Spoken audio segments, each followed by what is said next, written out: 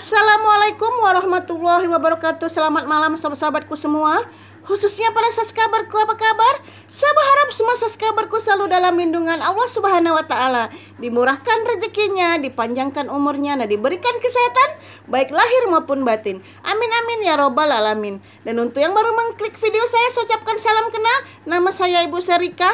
Mohon bantuannya untuk subscribe channel YouTube saya ya. Terima kasih banyak. Di dalam sebuah rumah kita tidak boleh ada sebuah ruangan yang gelap dan lembab, apalagi ruangan itu tidak terpakai. Jadi di setiap rumah biasanya ya, tidak semua rumah, ada ruangan kosong untuk penyimpanan barang-barang yang tidak berfungsi lagi atau tidak berguna. Nah, biasanya ruangan itu jarang dimasuki ya, jarang diberi lampu. Ada baiknya ruangan itu harus diberi lampu. Karena apa? Apabila ruangan itu jarang dimasuki oleh manusia dan kondisinya gelap, maka makhluk-makhluk astral akan bernaung di dalamnya. Ada sebuah cerita.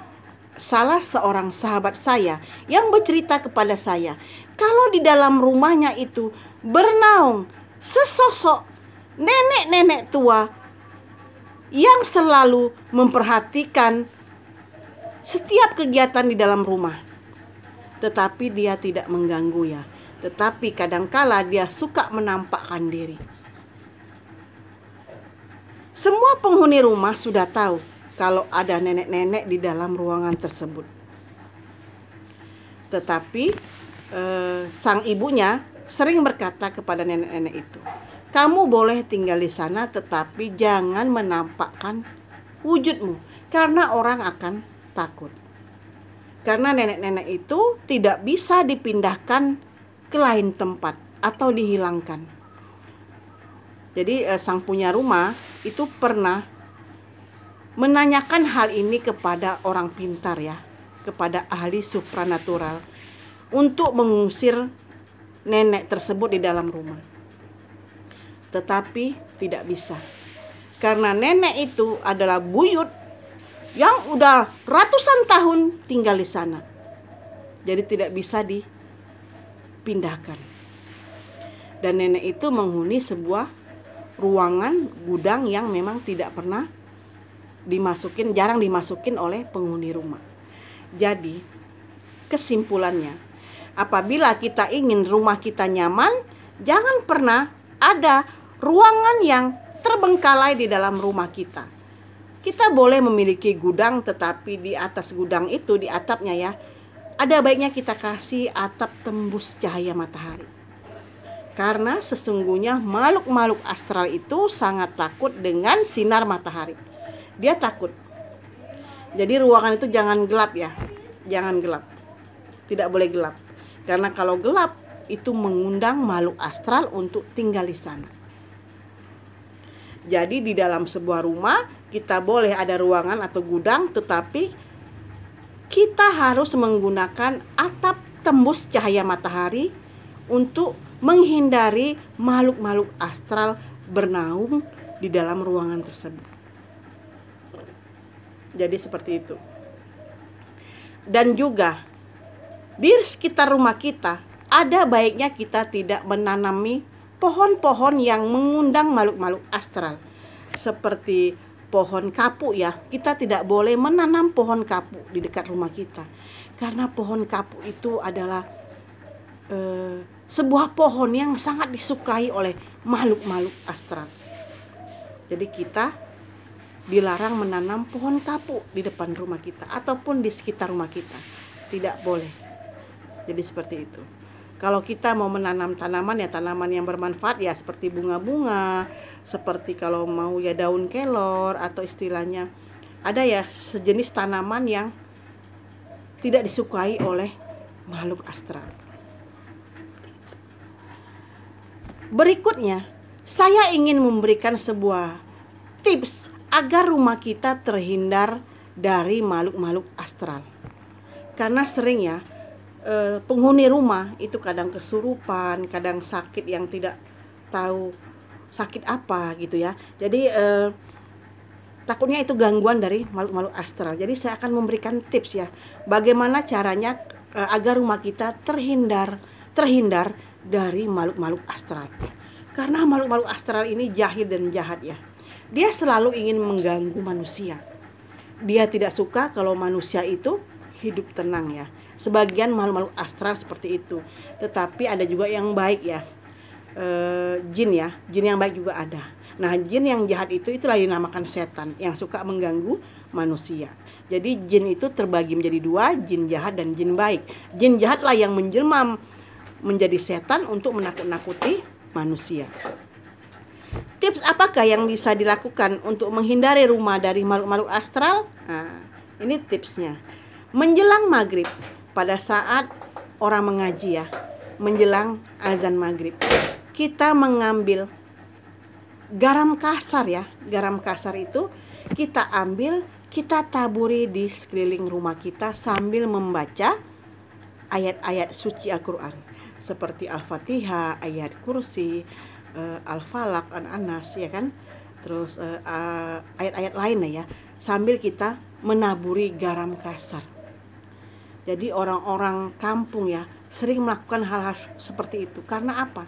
Karena kita tidak tahu. Siapa tahu ada orang-orang jahat yang ingin meneluh, ada makhluk-makhluk astral yang jahat yang ingin masuk ke dalam rumah, ingin mengganggu penghuni rumah. Nah, apabila kita menghamburkan garam kasar ke sekeliling rumah sambil membaca ayat-ayat suci Al-Quran seperti yang saya sebutkan tadi, insya Allah makhluk-makhluk astral tidak berani masuk ke dalam rumah tersebut. Dia akan pedih, tidak mampu dia melewati lingkaran garam tersebut yang sudah dibaca ayat-ayat Al-Quran. Tidak mampu dia merasa perih. Karena ada rumah-rumah yang sangat disukai oleh makhluk astral. Ya, saya tidak tahu rumah seperti apa ya. Ya mungkin di dalam rumah itu tidak ada, jarang yang mengaji, jarang yang ibadah ya. Mungkin rumah-rumah yang jarang ada orang beribadah. Karena seperti kata Rasulullah ya, rumah yang tidak ada orang ibadah di dalamnya itu seperti kuburan. Jadi seram ya rumah itu. Tidak ada penangkal makhluk-makhluk astral. Jadi seperti itu. Jadi itulah ya, penangkal makhluk-makhluk astral. Bisa juga penangkal teluh atau tujuh, sihir. Orang yang mau mengguna-gunai kita itu akan mental ilmunya. Apa ya bahasa Indonesianya? Akan terlempar ilmunya ketika setiap malam kita hamburi rumah kita dengan garam kasar yang sudah dibacai ayat-ayat suci Al-Quran. Karena bagaimanapun kita harus percaya ilmu hitam itu ada, makhluk astral itu ada, dan ilmu hitam, makhluk astral musuh nyata bagi manusia. Itu sudah tertera di dalam Al-Quran. Kalau syaitan musuh nyata bagi manusia, mereka akan terus mengganggu manusia, menggoda manusia, menakut-nakutin manusia sampai akhir zaman, sampai hari kiamat. Dengan alasan apa? Karena mereka, para syaitan, makhluk-makhluk astral itu tidak mau, tidak ada teman di neraka. Mereka ingin membawa manusia untuk menjadi teman mereka di neraka. Jadi kita sebagai manusia ya, kita harus melawan setan. Kita harus melawan makhluk-makhluk astral tersebut. Karena derajat kita jauh lebih tinggi dari mereka. Tidak usah takut ya. Kita ada penangkalnya. Kita ada kitab suci yang bisa menangkal gangguan-gangguan dari makhluk astral tersebut. Jadi seperti itu. Apalagi kalau kita lagi camping, kita lagi tamasya, kita lagi berkemah. Untuk menghindari hal-hal yang tidak diinginkan, kita bisa menaburi garam kasar di sekeliling tempat kita tidur. Insya Allah kita akan terhindar dari gangguan-gangguan makhluk astral. Karena apabila makhluk astral sudah mengganggu manusia, manusia itu sering kemasukan, kesurupan, sakit, macam-macam lah.